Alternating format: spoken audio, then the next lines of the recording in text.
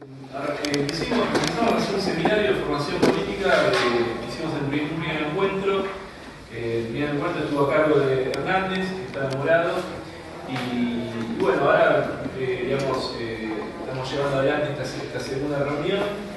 El primer encuentro fue básicamente sobre la diferencia entre lo que se llama el campo popular y el campo nacional. Y esa fue la exposición de Enrique Hernández, que es un sociólogo y también es filósofo.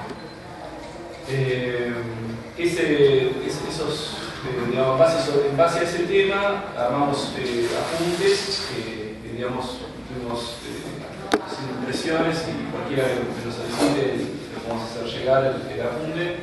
Y bueno, la idea a vos, Mario, no lo tenés. Bueno, excepto yo. Y el mío tendría que sacar acá, para anotar. Bueno, esta primera exposición de Hernández tuvo que ver con la diferencia entre lo popular y lo nacional, en términos de son dos modos de ser distintos, con los cuales se pueden trabajar y analizar históricamente en cada caso la diferencia entre uno y otro, o sea, no es lo mismo. Los invito después a que vean la grabación, o sea, toda esta cosa de la filmación, que es para que el que le interesa profundizar lo pueda ver y cómodamente en su lugar, en su sillón o en su PC. Y bueno, ahora el segundo encuentro es más histórico. El primero fue, si se quiere, más de filosofía política, y este también es de filosofía política, pero toma en cuenta más los contenidos históricos. El programa de esta segunda reunión, aquí está Enrique Hernández. Un aplauso, por favor.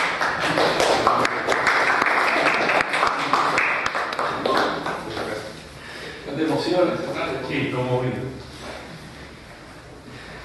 Estaba haciendo una síntesis de tu primera exposición. ¿Qué es lo?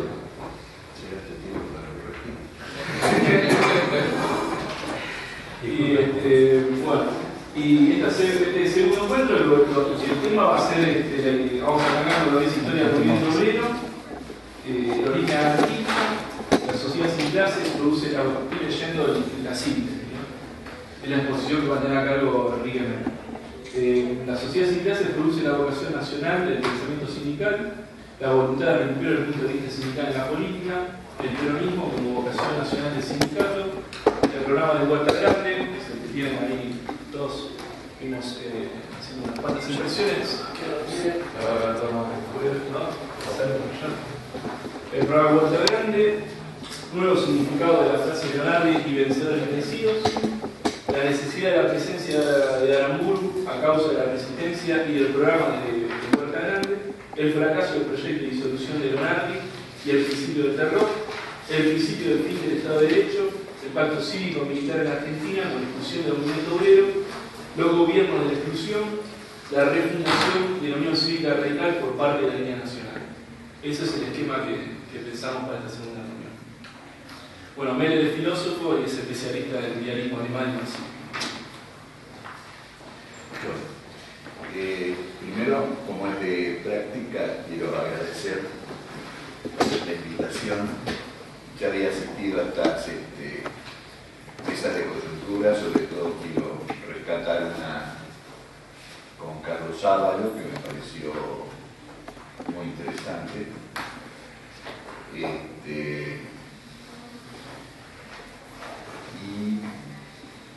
decir, me puse a escuchar lo que venía haciendo y le pregunté a Leonardo qué era esto de mesa de coyuntura que había organizado. Y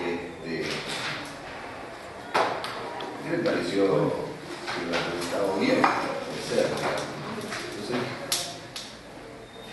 me dijo, un poco chino, ¿no? Me dijo que para encarar estos problemas, es decir, la metodología tradicional le resultaba insuficiente y tenía que encarar caminos alternativos. Digamos, tenía que diseñar su propio instrumento para poder interpretar los sucesos propios de la coyuntura, ¿no? Yo lo escuché y lo primero que me vino a la cabeza, quiero hacer esta... Porque uno empieza a pensar y después no cuenta el principio de cómo uno narró las cosas, cuenta el principio que uno elige, que le parece bonito, pero en este país siempre estamos diciendo que no hay planificación, que tratamos con alambre, que somos improvisados, que es un desastre, que en los países serios, etcétera, etcétera. Y yo pensé que no hay nada en la planificación que contenga la coyuntura, porque la coyuntura viene con la carga de lo nuevo, de aquello que no se pudo prever. Entonces, cuanto más planificamos para encarar la coyuntura, menos sabemos de la coyuntura. Nos la pasamos revisando la planificación, donde no encontramos nada acerca de la coyuntura, ¿no? Y esto es un poco la tensión natural del problema. Digamos, esto no se puede resolver, esto es así. La coyuntura viene con una carga de inesperado y medio no sabemos qué hacer. El problema es lo que hacemos con esto cuando no sabemos qué hacer. Porque no es que no hacemos nada, tenemos la fantasía de que todo aquello que no cae en el ámbito de nuestra percepción o de la planificación, en la educación la planificación es muy importante y todo el mundo habla todo el tiempo de la planificación, de falta de que hay que profundizar la planificación, de que hay que copiar planificaciones del extranjero, pero no nos sirve para resolver las cuestiones que pasan. Y sobre todo porque trabajamos duramente para perturbar nuestra percepción de lo que pasa. Es decir, nosotros ponemos, yo digo, digamos, o propongo como modelo, ponemos en cuarentena lo que pasa. Lo separamos de nuestra percepción para no comprenderlo. Y esto es un trabajo que hacemos. Esto no es que nos ocurre como el mal tiempo, digamos. Este es un laburo muy intenso que hacemos para esterilizar nuestro esfuerzo de comprender lo inesperado que tiene la coyuntura. Entonces a mí me pareció de gran utilidad lo que hacía Leonardo, porque era efectivamente, había visto el problema tal como era, digamos.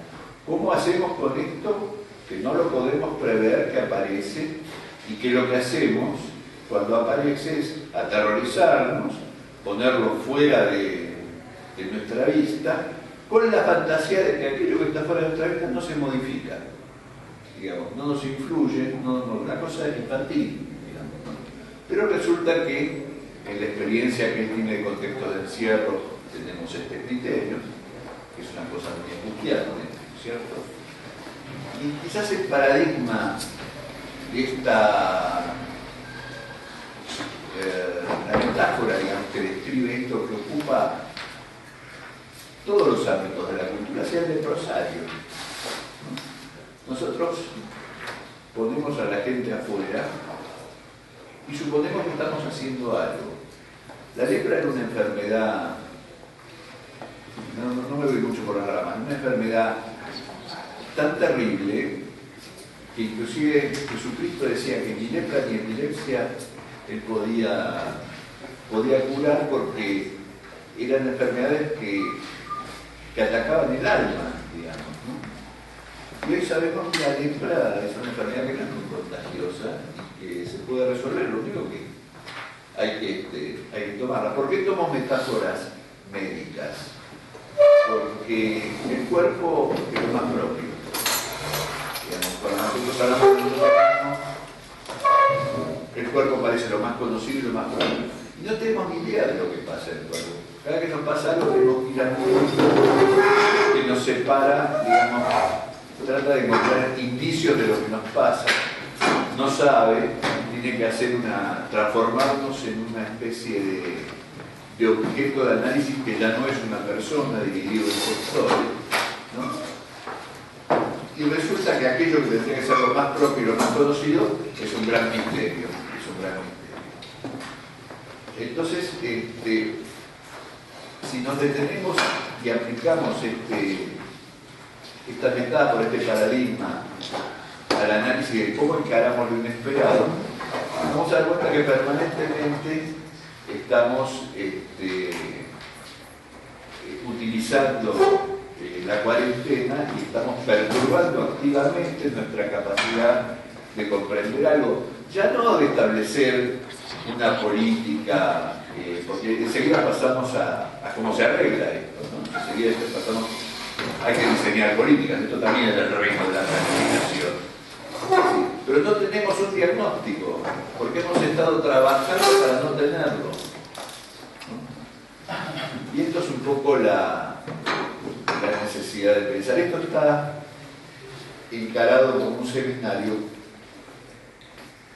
porque tiene la hipótesis general desde mi punto de vista, no sé acá el colega si comparte o no, de que ese es un enfoque que viene de cuna marxista, ¿no? Es decir, de que hay que producir las condiciones del presente. Es decir, nosotros estamos atiborrados de información pero no podemos distinguir, no sabemos cuál es la información de lo que pasa, digamos que pasa terriblemente más de lo que podemos percibir. Es decir, no podemos distinguir qué es lo que corresponde, qué es lo apropiado, qué es lo que hace al problema. Y eso hace que casi todo lo que ocurre en las condiciones presentes sea inesperado, sea de la órbita del inesperado. Y que la planificación como experiencia sirva de muy poco. ¿Por qué? Porque hay que producir las condiciones del presente.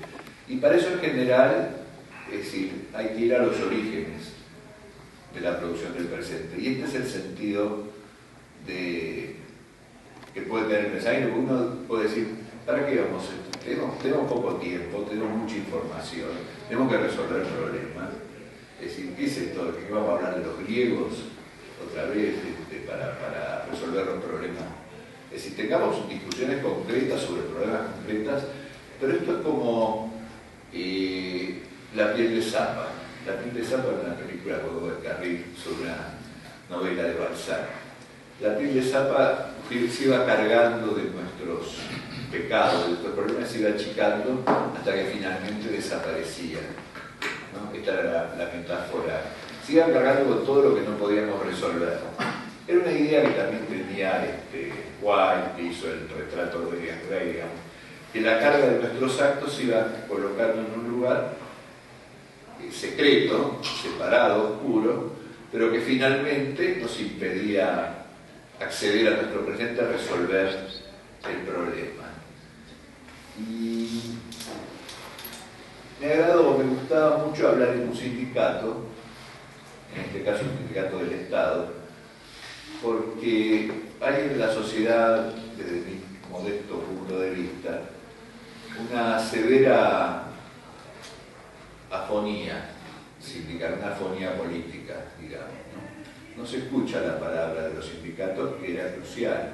Digamos, esta sociedad se equilibraba en una época con la palabra de los militares y con las palabras sindicales, era el equilibrio social de la sociedad argentina. Y después de la época menemista, no solamente perdió poder la palabra sindical, sino que se inhibió, se guardó, digamos. Creo que como fruto, como consecuencia del terror, ¿no? Propio de la dictadura. Y a mí me parece que para mí, personalmente, quiero decir públicamente, hablar de los sindicatos tiene el sabor de la autocrítica, porque yo era de los que combatía la burocracia sindical. La burocracia sindical no era el enemigo, digamos.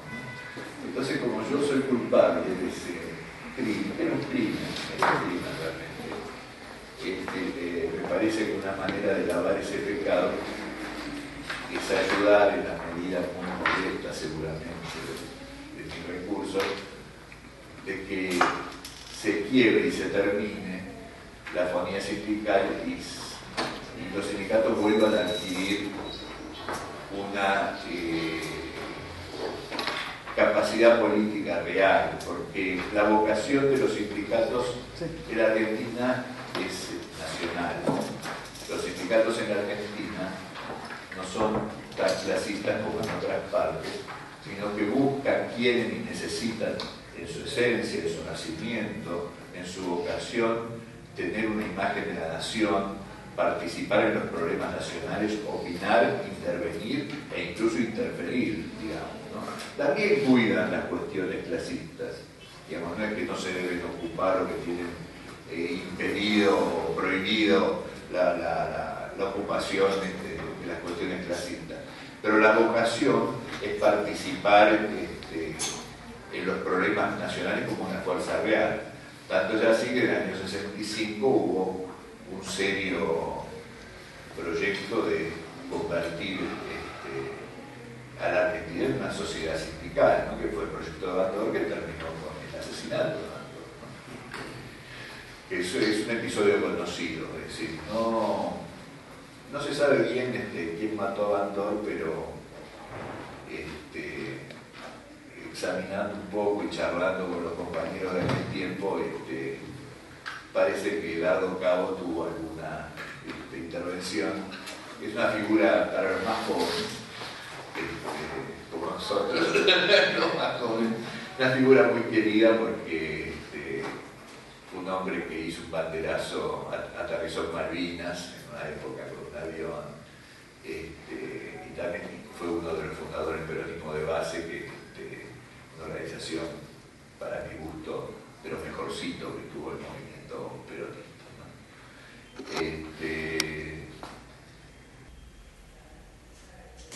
Bueno, esto es un poco lo que quería decir como introducción, desde dónde uno habla, cómo agarró las cosas y qué le pasó, digamos, con los temas. Escuchamos, por ejemplo, a Carlos Ábalos decir en una de estas reuniones de coyuntura que pese que hay una crisis terminal en el capitalismo, no por eso el capitalismo va a desaparecer de suyo, digamos, ¿no? Y acá el colega dijo que la corrupción que vivimos es porque se trata de un proceso terminal. Yo no creo que haya un antagonismo tal entre estas dos posiciones como el que aparece, y es muy interesante, la traigo con esa voluntad, con esa intención, porque nunca se discutió ni lo que dijo Ábalos ni lo que dijo él, digamos, todavía, pero parecería que una de las posiciones abre el horizonte de la lucha y la otra es una posición mucho más nihilista, donde es imposible. Pero yo creo que no se trata de que acá mi amigo, que ya hemos charlado hace muchos años, durante mucho tiempo, tenga una posición tan nihilista como que nos quiere traer la conciencia de la gravedad del problema, ¿no? De la dificultad de la gravedad del problema. Bueno, dicho lo cual, vamos un poquito a hablar de preguntas con esto. ¿Alguien quiere decir algo? Aquí reina la Constitución. Puedo ser interrumpido, ¿no? Yo un poco, Sí, dale. un poco me anoté esto como que la fonía, ¿no? Que tiene el sindicalismo en este momento. La palabra sindical como que se entibió. A mí me parece que estamos hablando de épocas, por ahí las experiencias son diferentes, lo que en la actualidad sucede.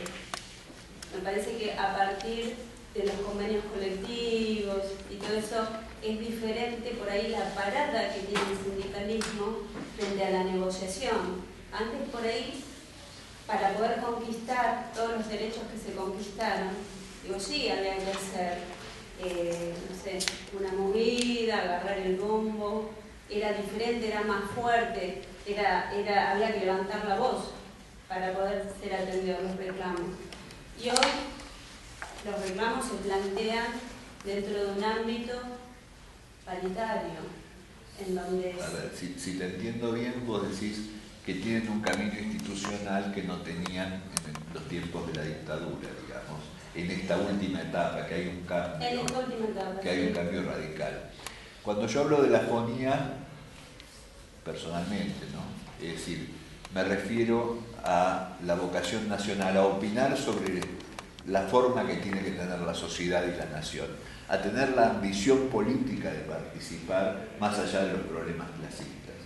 Esta es un poquito para mí la fonía, no tanto hablar de un camino u otro. Yo entiendo que por ahí es muy reciente, sobre todo para un vejete, digamos, es muy reciente estos últimos 8 o 10 años, digamos, de cambio, y mi percepción puede tener más que ver con épocas pasadas. En ese sentido tengo que hacer una autocrítica, pero creo que todavía no estoy viendo sindicalistas como Smith, inclusive cuando Rucci describe lo que es la lucha obrera, dice mayoría. Lo que pasa es que el sindicalista habla poco, pero es muy rico todo lo que dice. Es decir, hay que escucharlo con atención porque si no uno pasa de largo.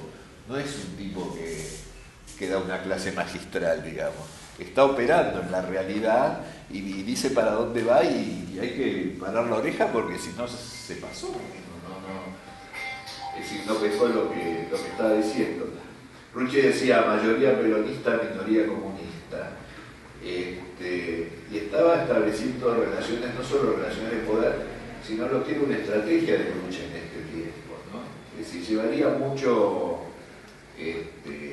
acá inclusive la gente de Córdoba, bueno, es decir, la gente que produjo las luchas clasistas tenía una idea de país muy especial, ¿no? Es decir, una visión de cambio muy grande, el Gringo Tosco y toda esta gente maravillosa, Piccinini, Villa Constitución, pero no me quiero desordenar porque si no es que me tengo que reprimir a mí mismo porque me entusiasmo con el otro. Pero no sé si contesté un poquito lo que estás diciendo. Sí. Si te parece distinto, dale. No, sigamos.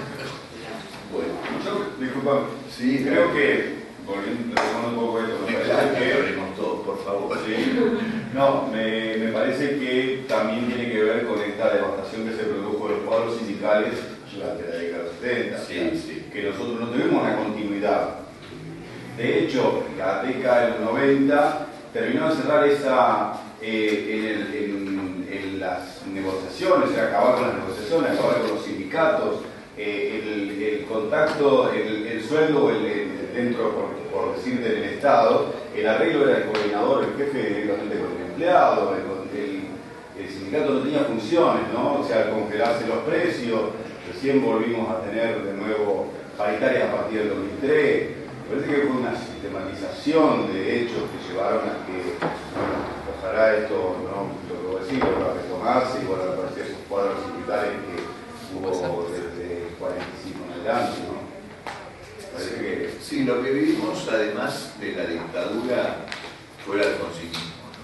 El alfonsinismo desde el punto de vista sindical fue muy complicado porque una política intervencionista, destructiva, es decir, tanto en los sindicatos como en la universidad, desde mi punto de vista ha sido negativo.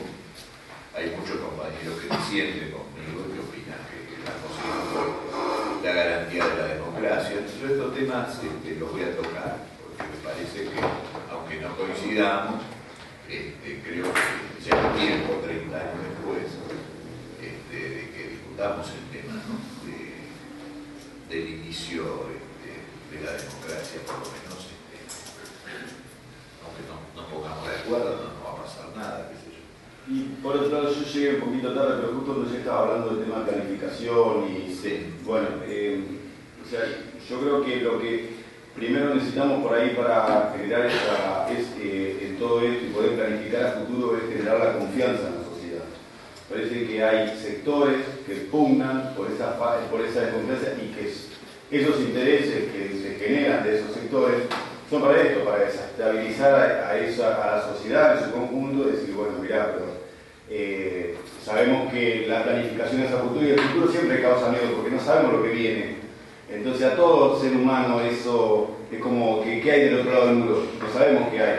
Y entonces si nosotros tenemos sectores quitados dentro de la sociedad que tiran siempre para, van a, puntualmente digo, hablo del ámbito de la información sobre todo, ¿no? O aquellos que se manejan dentro del ámbito de la información, que siempre van a buscar esa desestabilización. El que lo escucha va a decir, bueno, pero no sabemos, digamos, entonces lo que me está diciendo puede ser cierto, y me parece que cuando empiezan esas dudas es cuando uno lo que va a planificar, si no tiene un apoyo consensuado en la sociedad, se hace muy difícil.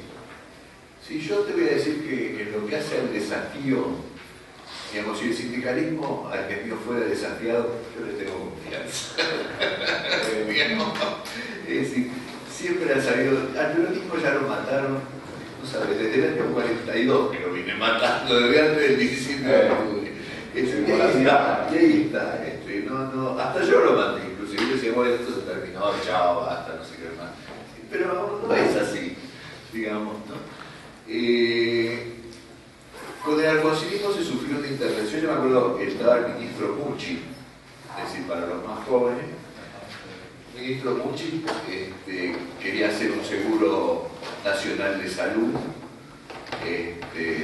quería intervino, por supuesto, en todo lo que era planes vacacionales. Pero lo que quería era apoderarse de los recursos de los sindicatos, concentrarlos en el Estado, en esa caja donde todos los gatos son pardos, ¿no?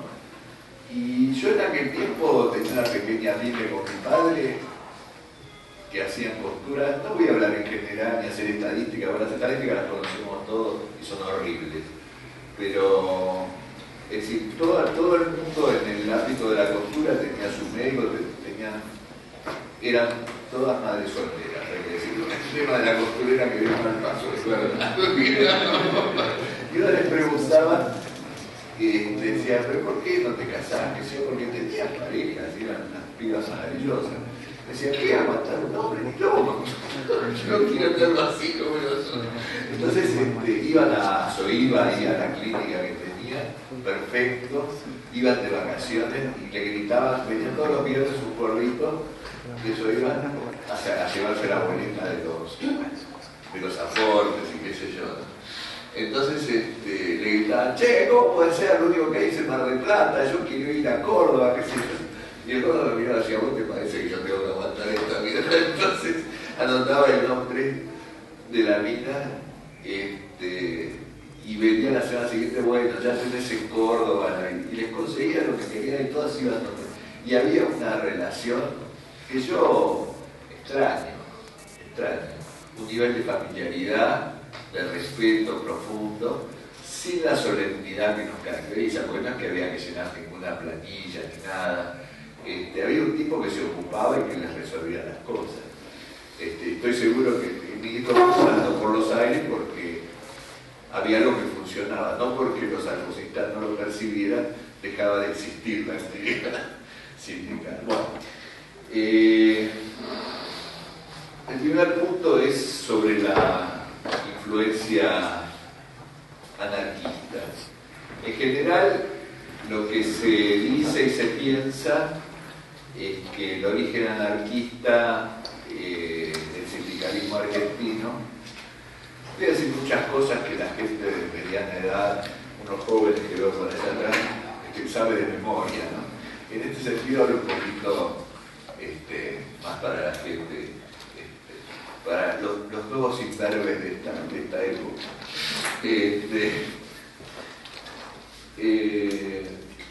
La vocación nacional, decía, vino porque al trabajar Perón en la Secretaría de Seguridad Social y qué sé yo, ya formó desde la Nación a los sindicatos y de alguna manera él trataba de que se desmovieticen y se institucionalicen, digamos. Es decir, toda esa frase, desconocida la frase de Perón, solo la organización pensé al tiempo, etc. Lo que quería era, es decir, que abandonara una estructura terriblemente paternalista, piensa que Perón era un general, ¿no? Y adquiriera una autonomía política, cosa que yo creo que consiguió bastante, ¿no?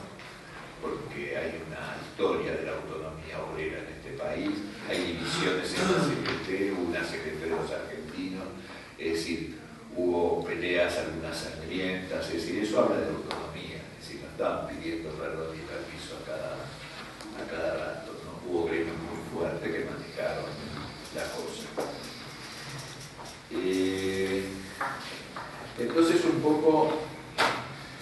piensa que la vocación nacional proviene de este origen. Y a mí esta explicación me molesta, porque no es una explicación ideológica. Y yo, por ejemplo, puedo agarrar y decirle a Osvaldo Bayer, mire, nosotros pensamos que nuestro origen es el anarquista, al hijo le da un ataque cardíaco, o saca un palo y nos empieza a perseguir. La única vez que se amigó con un periodista creo que fue con Bosch, ¿no? Y contaba Bayer, pero Rodolfo, ¿por qué sos peronista? ¿No? Porque era buen tipo, ¿y cómo podía ser que fuera peronista? ¿No? Y entonces en la explicación de Bayer habría que ver lo que diría Wolf, ¿no? Pero en la explicación de Bayer, Wolf contestaba: estás equivocado, yo milito del peronismo, pero soy marxista. Esta era la explicación. Y a mí me pareció que para pensar este origen realmente hay que buscar el vínculo ideológico entre anarquismo y peronismo, que debiera existir, porque una de las 18 verdades, la cuarta, dice que en la Argentina hay una sola clase de hombres, los que trabajan. Eso es un monumento intelectual a la influencia anarquista. Quiere decir que Perón se sacó la gorra, hizo la veña y dijo: señores, venimos de acá, no venimos de cualquier lado. Es decir, tiene una gran importancia. Es decir, yo acá tengo las verdades, las traje, no voy a leer las verdades, pero es una manera de empezar, porque realmente dicen lo que es el peronismo, ¿no? Son muy sencillas, son tan obvias que uno ni las lee o las pasa por arriba, pero es una descripción muy intensa de lo que el peronismo es como experiencia política. Y la cuarta dice justamente eso, y creo que tiene que ver. Se está hablando de algún vínculo ideológico. Sobre este vínculo en general no se habla mucho, pero es muy difícil hablar con los anarcos, es muy difícil, porque uno empieza a hablar de marxismo con los anarcos, te miran y te dicen, sí, está bien, gordo, pero ¿cuántas papas voy a agregar al puchero con todo eso que me estás explicando que no entiendo nada? Digamos, ¿no? Entonces uno dice, ¿cómo habla así? Sin embargo, yo aprendí a respetarlos mucho. Primero porque son muy valientes por la cuestión ética, es decir, porque mantienen una visión y una conducta política irreprochable. Son los más puros, digamos, ¿no? Son los más puros de todos. Pero faltaba ver la vuelta, es decir, porque me preguntan, y bueno, nosotros les enseñamos todo a estos chicos, a estos peronistas, que eran gente buena, pero verde, ¿no? Y nosotros les explicamos cómo era esto de la lucha política. Pero no es así, no es así, hay una vuelta, digamos, hay una relación doble que no aparece claramente y que tiene que ver con la ambición y la preocupación nacional de los gremios. Entonces yo escribí una cosa acá que va a ser más, como es de formación política, va a ser una cosa más corta que la mía.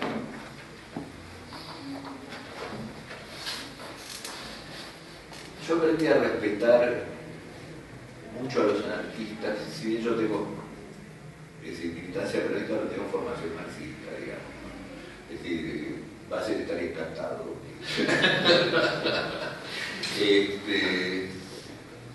Pero hay dos cuestiones por las cuales yo respeto mucho el pensamiento de los anarquistas, que es la profecía de que la experiencia bolchevique va a terminar en una autocracia militar absolutamente injusta y que iba a esclavizar a las grandes mayorías del país soviético.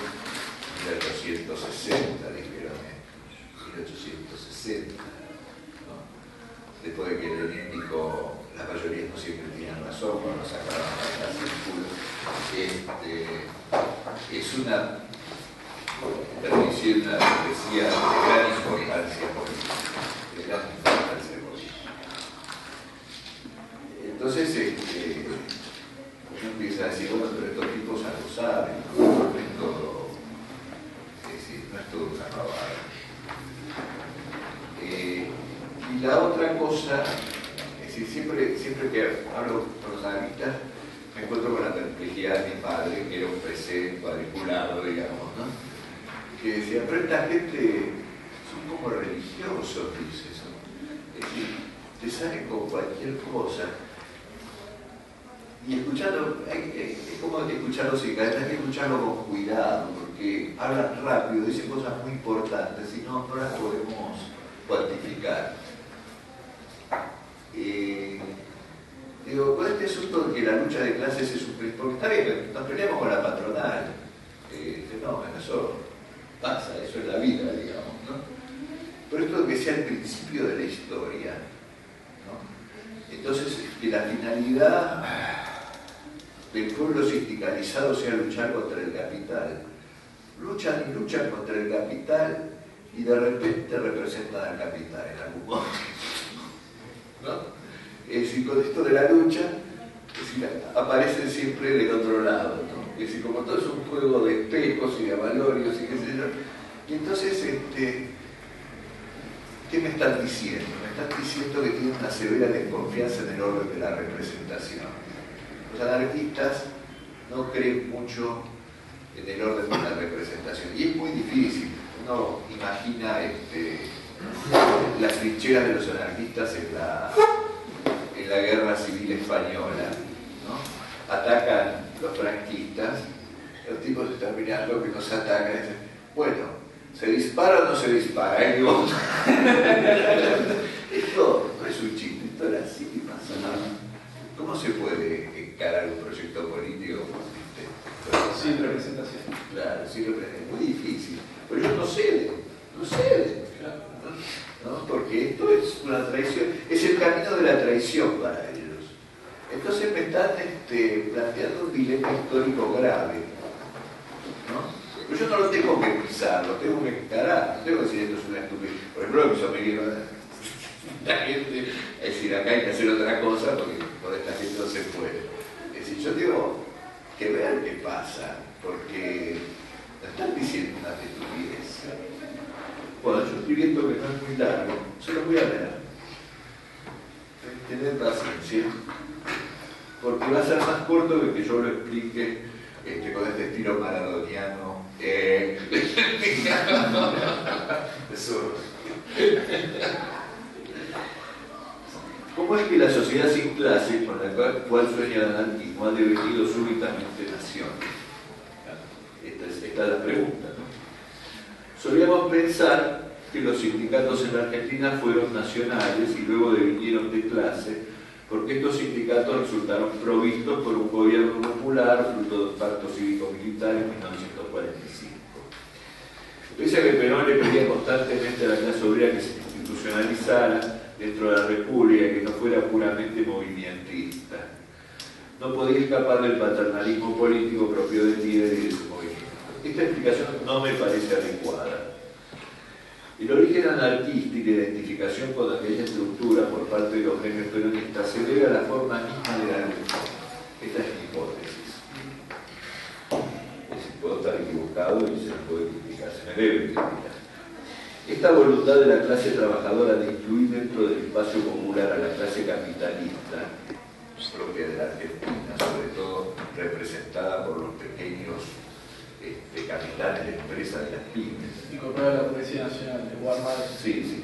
Siempre fue vista por la izquierda como una alianza espuria, malamente aprendida del fallo italiano, digamos, ¿no? Está Mussolini, son unos burgueses, retrógrados, decadentes, ¿no? Y los obreros nos achuchamos con eso. Debo ser un tipo muy jodido y que hice las cosas más sin darme cuenta. Nuevamente el origen anarquista fue reivindicado por la clase trabajadora argentina contra viento y marea y como cosa propia. Y el gran dolor social de los trabajadores argentinos fue que aquella clase social capitalista incipiente, que llegó en los barcos con el culo al aire, sí, con el culo al aire, hay metáforas que no se pueden. Sí, claro, y que accedió al capital por el aguante que le hiciera el peronismo, y no por mérito y capacidad propia, como todos piensan, viejos, todos, su generación, tendiera siempre a integrarse a una absurda, esta clase tendiera a integrarse a una absurda aristocracia inexistente que la había exprimido y había traicionado al país. Esto era incomprensible para los trabajadores y se trata de un dato muy significativo. Desde el punto de vista obrero, luchar contra los capitanes de las pymes era un suicidio político y económico. Es decir, uno habla con ellos, ustedes van a hacer cuadros, los jóvenes, no van a hablar con la izquierda, les van a hablar socializar los medios de producción. Después de buen día, le van a decir que hay que socializar los medios de producción. No es el tema principal del marxismo, socializar los medios de producción. Es uno de los instrumentos de menor importancia. Los temas principales del marxismo son la alienación y la mercancía, la transformación del hombre. Esto, si desarrollamos, caminamos y vamos después a investigar en los textos, lo vamos a ver claramente. No estoy diciendo una cosa que esté escondida en algún lugar. Está al principio los manuscritos así, tranquila. Pero bueno, hay que socializar los medios de producción.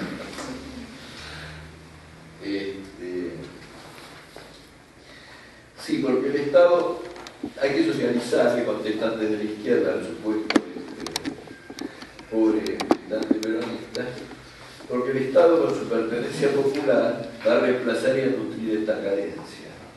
Escucha el obrero peronista. ¿Cuál Estado? Este Estado conservador que nos desprecia, nos trata de cabecitas negras y pretende matarnos de hambre porque somos imbéciles subhumanos. Anda a cagar. Anda a cagar, me lo dijeron en la cara a mí varias veces y me lo repitieron en los sindicatos tantas veces hasta que lo aprendí. Hasta que te dio razón. Yo no puedo quedarme sin laburo y esperar que se delirante haga la reforma agraria. Esto me decía.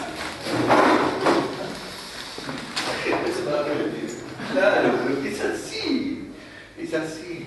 Es decir, y lo escuchamos y seguimos hablando de la socialización de los medios de producción y además no sé, si yo no tengo ningún miedo porque me senté y me quemé la pestaña y dije, bueno, a ver cómo es esto el marxismo y se aprende, no es una cosa.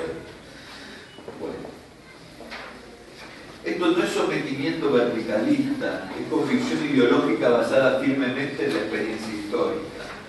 Esto también es marxismo, además también es la experiencia histórica, no las teorías marxistas. Esto es marxismo puro y pensamiento de clase. Los gremios peronistas entendieron rápido que no debían mezclarse con la trenza que los gremios comunistas tenían con la patronal. Esta trenza social que llamaban lucha de clases, y en realidad nunca lo fue, porque desde el punto de vista histórico y material pertenecieron siempre a la misma clase. La hipótesis general de esta reflexión, no de hoy, porque esto no lo puedo desarrollar hoy, es que las clases no son de suyo. Uno dice, bueno, pero hay un mundo del trabajo y un mundo del capital y ya está. ¿Qué quiere decir? Es decir, no, las clases hay que producirlas, no son como la apariencia muestra. Es difícil darse cuenta de cómo son las clases. Hemos fracasado en tener un diagnóstico de clase en la sociedad argentina. Hemos fracasado en nuestra percepción de lo que es nuestra sociedad. No la entendemos, no sabemos. La pusimos entre paréntesis. Otra vez. La separamos de nuestra percepción. Aparece una y otra vez. ¿Por qué? Porque no dicen que allá que hay un mundo del trabajo, ¿me entendés o no entendés? Hay una obra de Brecht, de Galileo Galilei, donde el tipo le dice, Galileo le dice a uno de los curas, mirá cómo los satélites de Júpiter rompen los círculos de cristal, que vos decís que Aristóteles dice que sostienen a los planetas, no puede ser, los rompen, ¿no ves? Se mueven, mirá por el cosito, dice, no, pero discutamos, no tengamos una discusión teórica sobre eso. Pero mirá, cuarentena. Es decir, en todos los órdenes de la cultura occidental aparece una y otra vez esta forma. No es una pavada. Utilizo el término médico porque es gráfico y porque hace a lo más propio, es también lo más ignorante. Termino esto.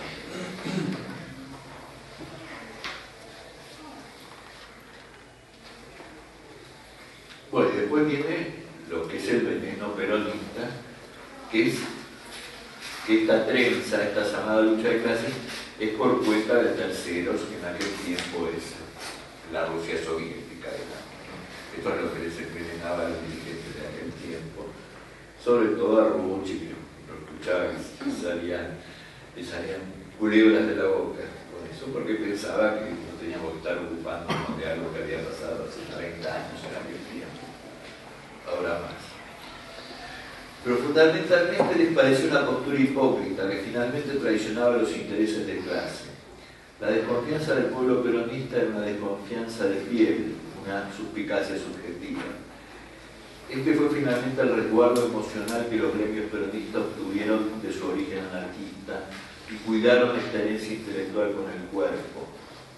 Cuando los militares vinieron a decomisar los libros de la Asamblea de la Fora, que quedaron bajo custodia de la CGT, se encontramos en la panza de los delegados y la Ballester Molina calibre 45 cruzada en el cinto. Los libros quedaron en la CGT por la herencia del pueblo, no se jode. De este modo los gremios peronistas devinieron primero nacionales y después se produjeron como gremios de clase.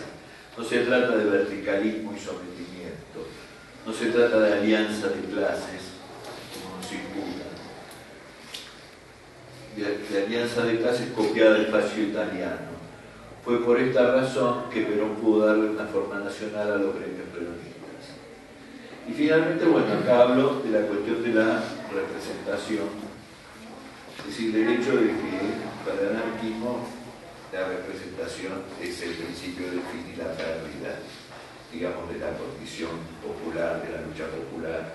Esto es muy difícil de Ahora, lo que vos decís es que cuando se habla de alianza de clases, se está, o sea, sociológicamente, dice, bueno, porque en realidad se hizo tal y tal cosa, en realidad lo que se está, no se está diciendo con eso es que se trata de la construcción nacional del Estado. O sea, que no, o sea, que eso es una, digamos, una visión histórica, una especie de necesidad que hay para tener una sociedad más o menos moderna e integrada y que, digamos, ¿A eso apuntás?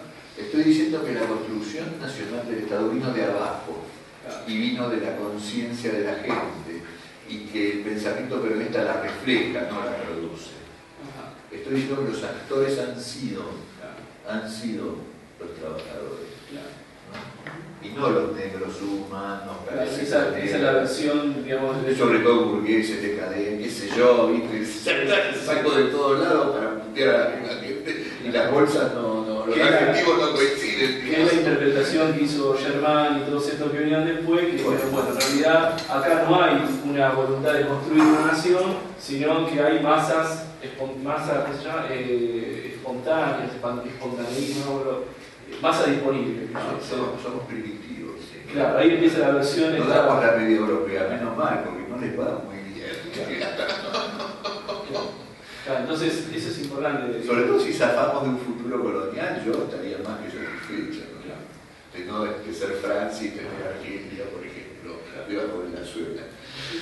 Sí, me gustaría otra cosa para el país, ¿no? Otro tipo de relaciones entre nosotros y con los demás, digamos. Digamos que hacemos invadir Uruguay.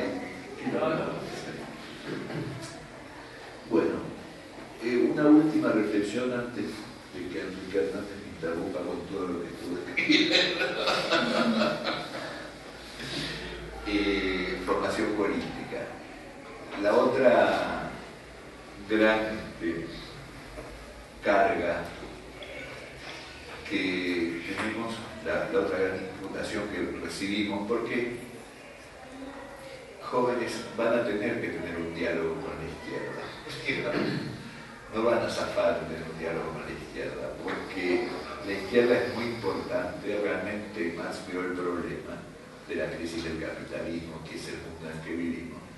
Porque además la izquierda les va a seguir disputando un espacio popular. Es decir, y yo creo que algunas razones tenemos, que no es que estamos tan equivocados y hay que gritarle y dar una patada. Algunas razones tenía. Entonces, ¿de qué las van a acusar del verticalismo? ¿No? Es decir, de qué es la conducción, de que el aluvión solo, que es muy antiguo todo el verticalismo, no es que lo inventaron ahora. Es decir, los radicales decían que la gente en el Parlamento estaba para levantar la mano, sabían de qué se trataba. Es decir, sobre todo ahora que hay la voluntad de brindar testimonio de cada encuentro, vi otra vez un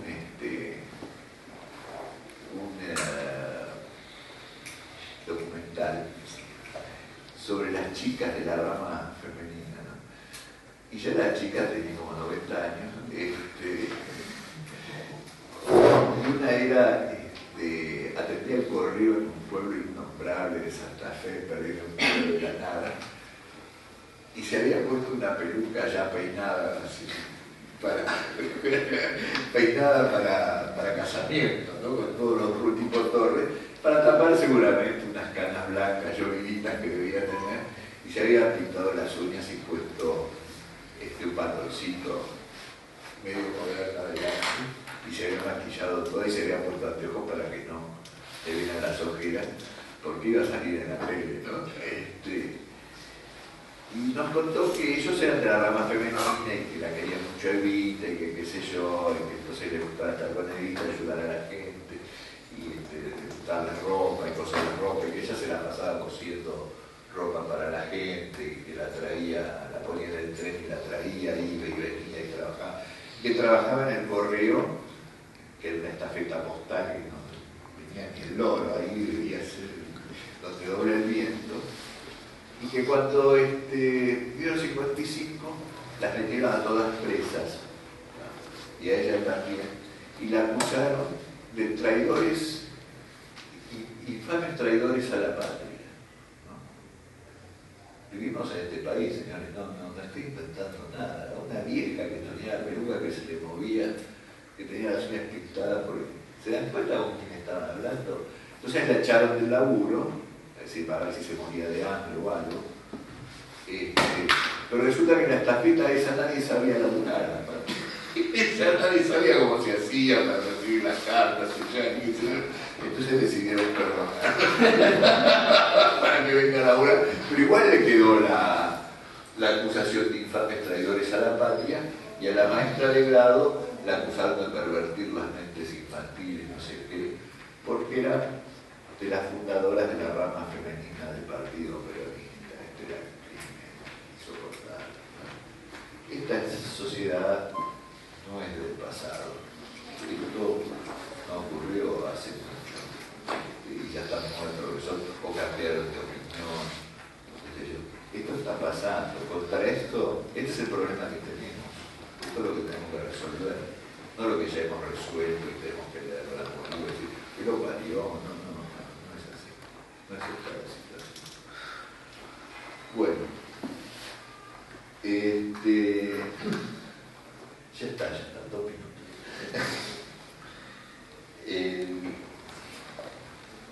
Se ha asimilado conducción con mando y obediencia.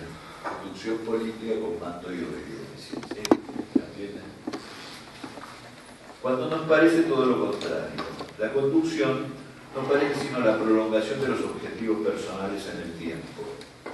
La conducción es una tarea común entre el conductor y el conducido. No es que alguien desciende hasta la altura, en general baja, de quien debe obedecer. Probablemente ocurre todo lo contrario, que quien debe obedecer asciende hasta la comprensión de quien manda a través de los objetivos que es capaz de cumplir. Es una comprensión práctica de la tarea política, no es que le van a dar una clase sobre lo que tiene que hacer. Pero le dan cuestiones a resolver, cosas a realizar.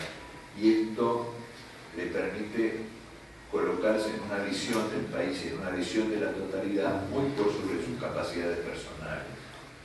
Esto es lo que ocurre cuando hay una relación de conducción, porque la conducción rescata la condición gregaria de la conciencia, el hecho de que la conciencia siempre incluye a otro. Es decir, no es cierto que las personas nacieron aisladas y después hicieron amigas, nacieron en medio de una sociedad.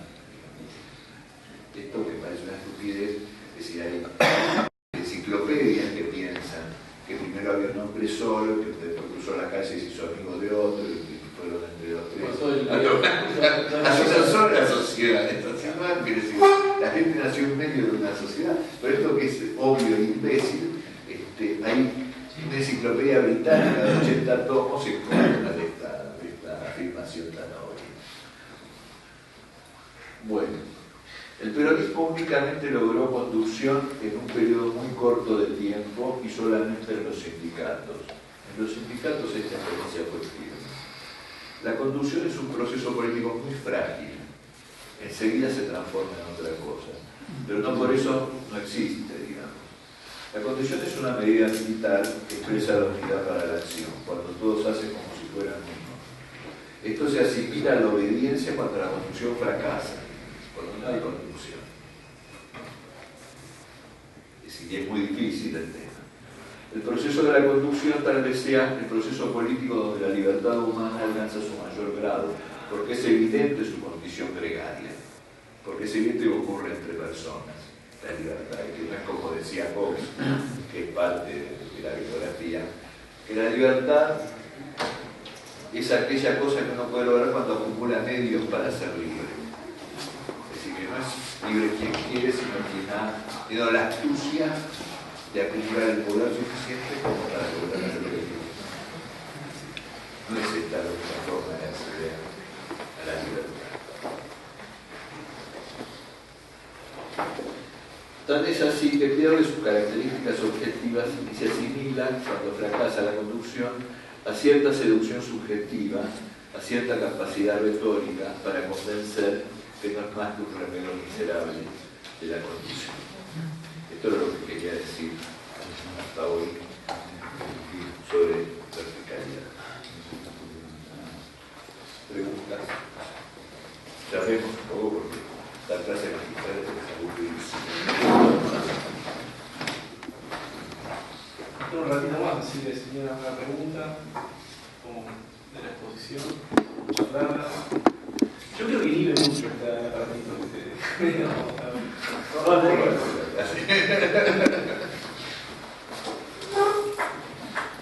A ver, yo creo que el tema de, por ahí me quedé con un poco el tema de lo que vos planteabas del anarquismo, ¿no? Y esto de, para mí, el anarquismo plantea el poder en el pueblo, ¿no? Sin estructura. Y creo que en cierto modo también me parece que fue uno de los objetivos del peronismo es delegar ese poder al pueblo y acabar un poco con las estructuras, porque cuando hablamos de comunas tiene que ver también con los foros, porque, a ver, yo divido esto por ahí entre lo que era el pensamiento griego de la élite de dirigente y un pueblo que no planteaba, no podía discutir. Y lo asocio mucho a lo que hoy es el sistema capitalista, ¿no? Donde vos tenés, los tres poderes, donde se debate, donde se discute, y un pueblo que lo único que hace es ir a elegirlo para que discuta eso en un poder ejecutivo. Pero si esto vos lo invertís y lo llevás a las comunas, donde se pueden debatir con foros, donde es el pueblo el que determina digamos, el poder es el que dice y hace lo que dice el pueblo, esto se podría llevar a cabo. O sea, ahí estaremos más cerca de lo que piensa el anarquismo. Sí, y dando otro paso, que es de qué se habla, digamos, ¿no? Porque esta visión así tan cívica de la actividad política es un poco irreal. Y el anarquismo pone la actividad alrededor del trabajo, digamos. Con esto transforma el trabajo en la producción de un presente.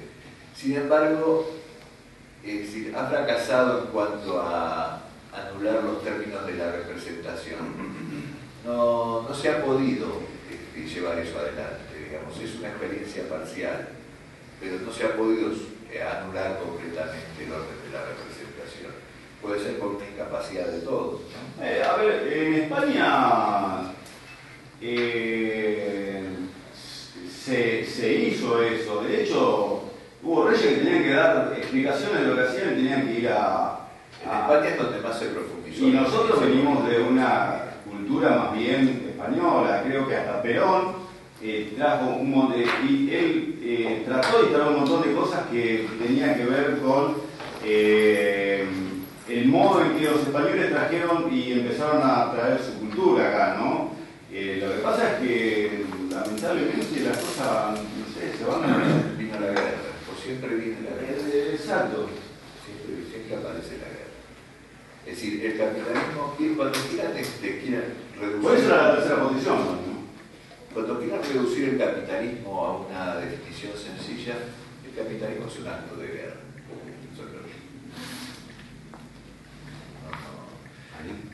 Yo podría... ¿Cuánto tiempo tenemos? Nos quedan 45 minutos. Está bien. No quería entrar, pensé que era menos. Quería hablarles un poquito. ¿Querés intervenir? Sí, perdón. Una pregunta cortita. Tengo un problema de otitis, no sé si grito o susurro. ¿Se oye? Sí. Gracias. Me interesó mucho lo de la conducción. Quería hacerte una pregunta. Vos decís que si no recuerdo mal que en algún momento el peronismo logró, tal vez en el plano sindical únicamente, una experiencia de conducción. ¿Podrías ampliar o aclarar un poquito cómo lo ves? Porque más o menos con algún dato más. Porque por ahí eso es así, pero... ¿Ustedes piensan que el 17 de octubre fue una experiencia popular, espontánea? No. La gente quería participar y defender la figura de Perón y un proyecto político. No es que no quería, digamos, pero no sabía cómo hacer. Es decir, el know-how que se acomodó el 17 de octubre no fue poner. Ustedes saben que... Pero o sea que la frase esa de Cipriano Reyes, de eso iba a hablar, me lo sacaste de la voz.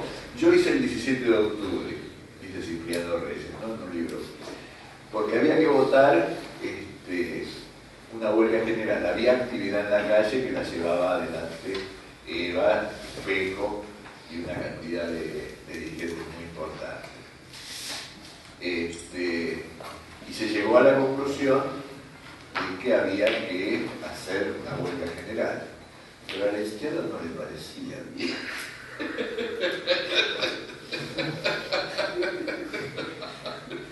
Señores, es la historia argentina, ¿qué se puede hacer? Porque todos hablan, pero la izquierda que pactó con Videla, sí, pero hasta Videla, vos sabés todas las que hubo que soportar en los sindicatos de la izquierda, que había que ir a luchar porque en Kurdistán los mineros, que nadie sabe ni dónde queda, se volvían locos de escuchar estas cosas. Conducción es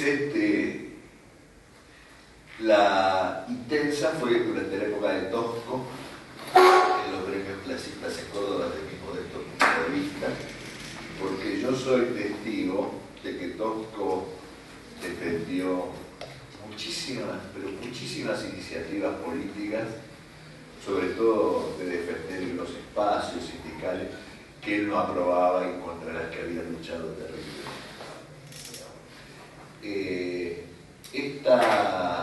Este ardor que ponen tipos que tienen una enemistad con lo que están defendiendo, que piensan que no hay que hacerlo, solo se ven en los sindicatos por momentos. Pero es cuando uno renuncia a la ambición de lo que uno piensa que es correcto, es muy difícil, porque la convicción de lo que uno piensa que está bien es desinteresada, es lo que uno piensa que hay que hacer. ¿Cómo es un tipo que realmente con su corazón piensa que hay que hacer? Y bueno, porque se votó en el sindicato y se decidió esto. Se decidió esto. Bueno. Pero ¿qué pasa? Estos objetivos ya no son de Riquito, de Pablito, de Canarrito, ya son de un presente. Bueno, esto es importante. Es un paso cualitativo.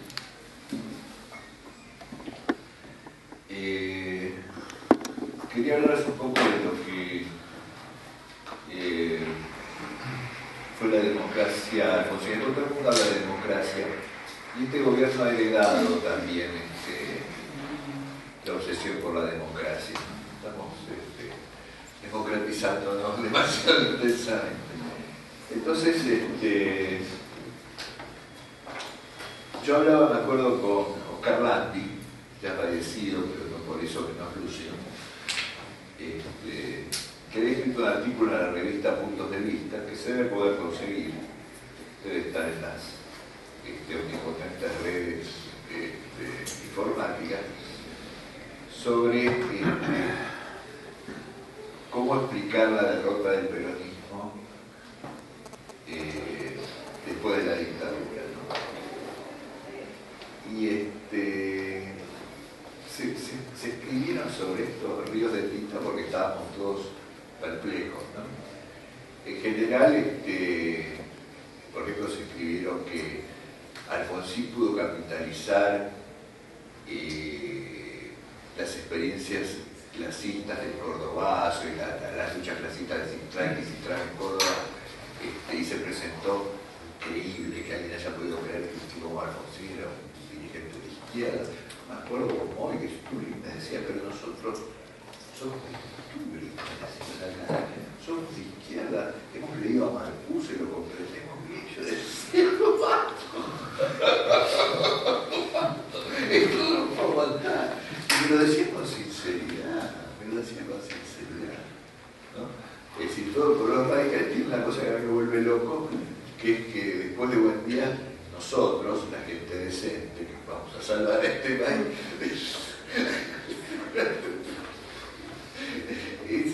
es imposible para mí, porque la tercera palabra lo mato, digamos, schibrizzo mato, como digo, no es una cosa.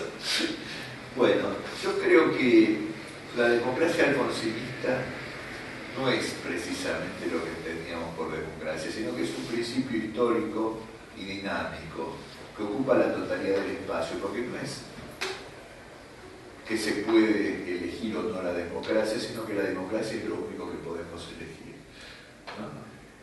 Y entonces esta idea de la democracia, que es nueva, esconde un exterior oscuro que es la tiranía, la dictadura, digamos, es decir, contra la cual ella es la única opción. Les quiero leer porque es más corto y así aprovecho mejor el tiempo.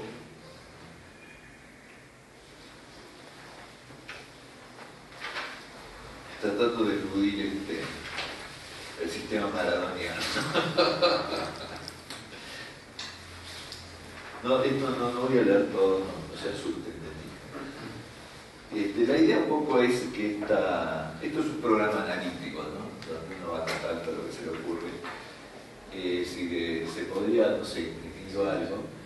Y le voy a introducir una ficha, los franceses lo llaman cahier, cuadernos, donde figuran los comentarios de todos, las experiencias de todos, es decir, que provengan de destrozar lo que yo afirmo, porque yo no aspiro, digamos, a que esto sea una especie de cosa que todo el mundo mire así, sino, es decir, que se mezcle con las opiniones de todo el mundo.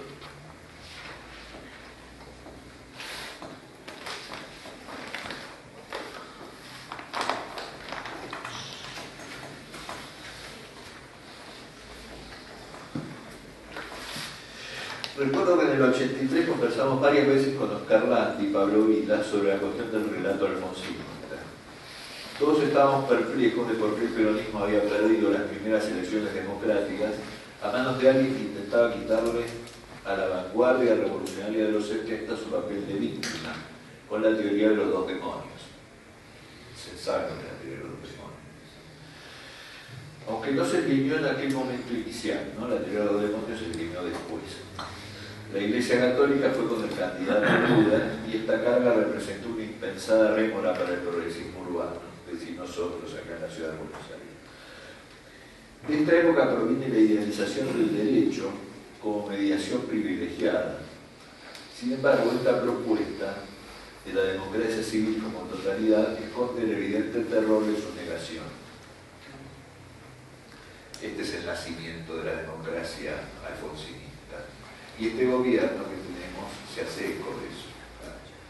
Es decir, yo recuerdo los sucesos del verano, ¿no? Y veía la plaza de la democracia, digamos,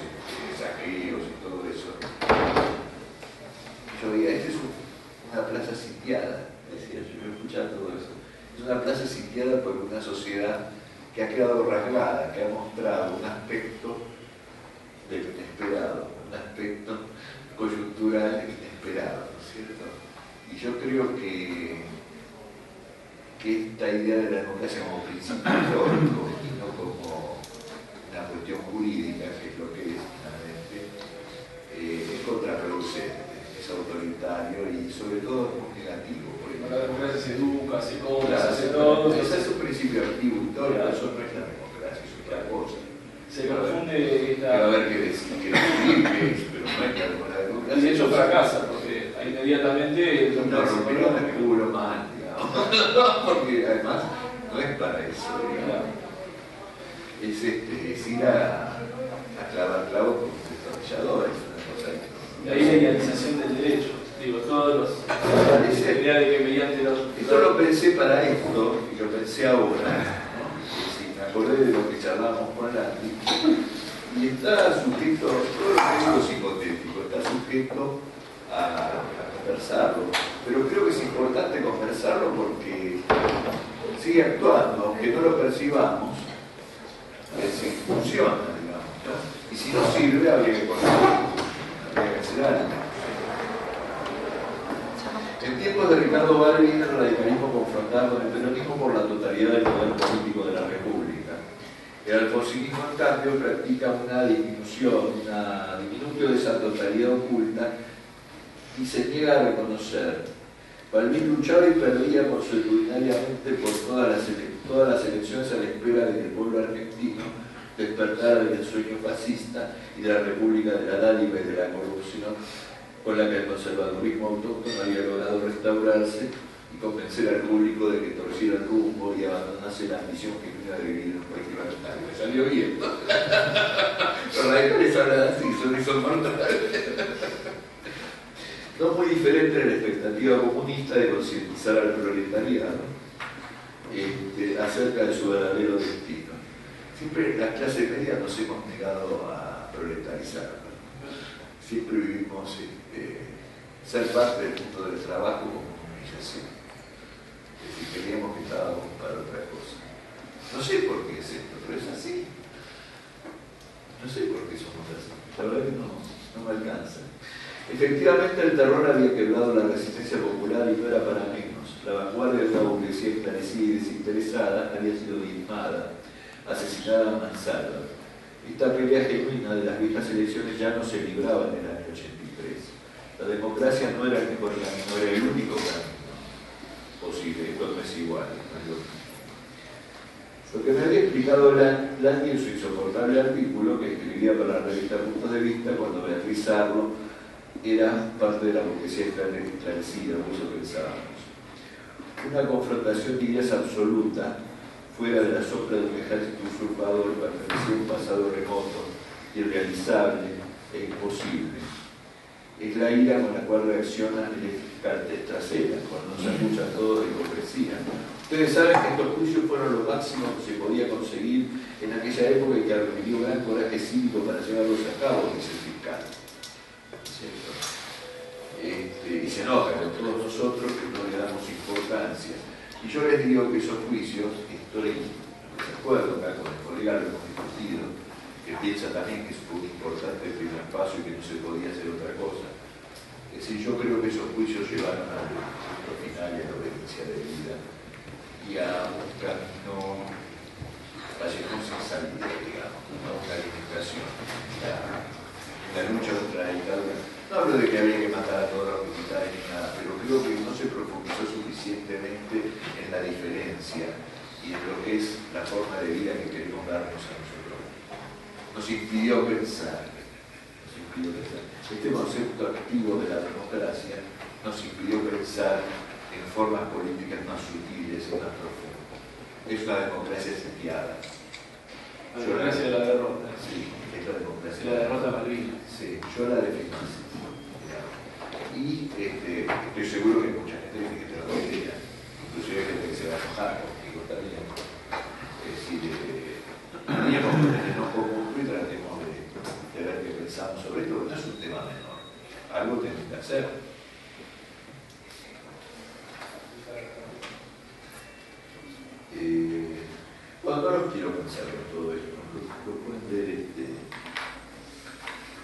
nos venden la Constitución como si fuera la ley. Claro, esto es lo de ahora también. Ahí viene esta idea de la Constitución, la República, la República, la República y la República. La Constitución alude a una forma de vida que es el contrato social como tal, no puede ocupar la totalidad. Claro, no puede ocupar la totalidad del espacio social. Hay un tiempo previo a la Constitución que le impide elegirse como principio.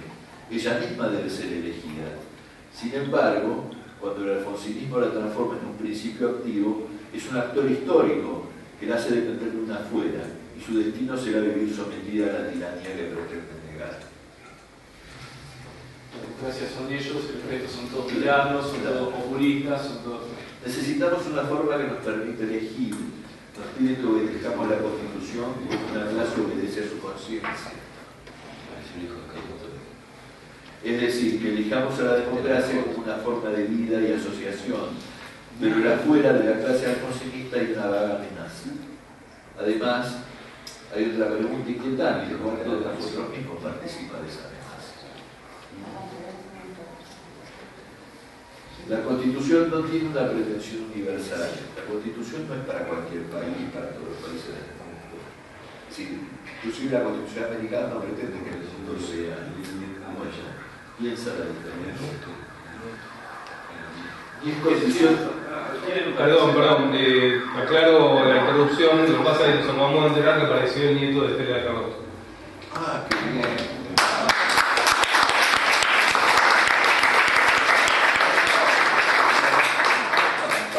Está bien, ya me alegraste la tarde.